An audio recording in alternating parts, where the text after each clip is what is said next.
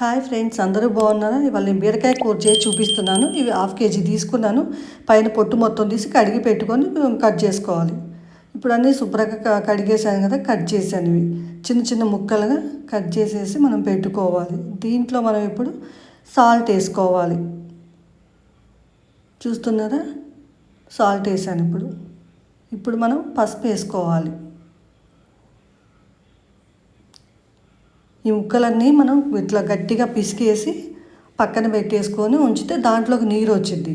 ఆ నీరు పక్కన ఉంచుకొని తర్వాత పోసుకోవాలి. ఇప్పుడు మనం కళాయి పెట్టేసుకొని పొయ్యి వెలిగించుకుందాం ఫస్ట్. ఇప్పుడు పొయ్యి వెలిగించేసుకొని,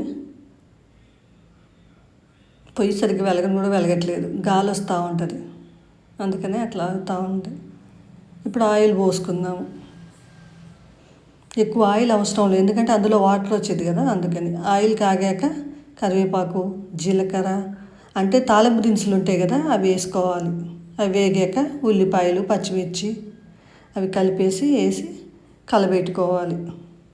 అవి బాగా మగ్గనిచ్చి బ్రౌన్ కలర్ వచ్చిందాక వేయించుకోవాలి.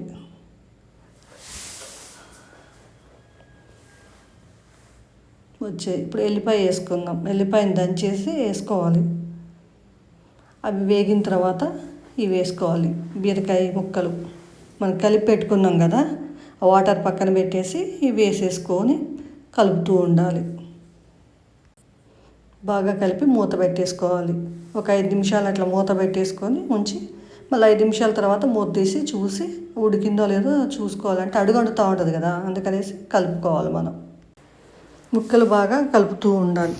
అవి అయిపోయిన తర్వాత వాటర్ ఇందాక మనం తీసి ఉంచాం కదా, ఆ వాటర్ ఇప్పుడు కలుపుకొని అందులో పోసుకోవాలి.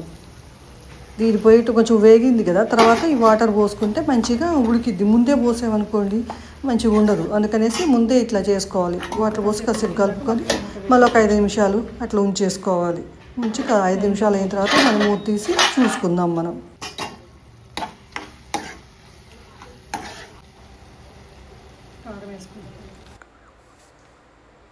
2 స్పూన్స్ మనం కారం వేసుకున్నాం కదా, ఇప్పుడు దీన్ని బాగా కలబెట్టుకోవాలి. ఎందుకంటే ఈ కారం వల్ల అటు ఇటు కలపకపోతే అట్లనే ఉండిపోతూ ఉంటుంది కదా, అందుకని బాగా కలబెట్టేసి మూత పెట్టేసుకోవాలి కొద్దిసేపు. తర్వాత ఒక 5 నిమిషాలు అయిన తర్వాత మళ్ళీ మనం మూత తీసి చూడాలి. ఎందుకంటే ఎమ్మటెమ్మటే తీయకూడదు, అంతా మాడిపోతూ ఉంటుంది. అయిపోయింది. ఇప్పుడు ఫైనల్లీ రెడీ అయిపోయింది బీరకాయ కూర. మీరు కూడా ట్రై చేయండి ఫ్రెండ్స్. మీకు నచ్చినట్టయితే ఒక లైక్, షేర్, సబ్స్క్రైబ్ చేసుకోండి ఫ్రెండ్స్. ఇట్లా మూత పెట్టేసి కాసేపు ఉంచేసారనుకోండి, అది మగ్గిపోయిద్ది. ఓకేనా ఫ్రెండ్స్? Bye bye.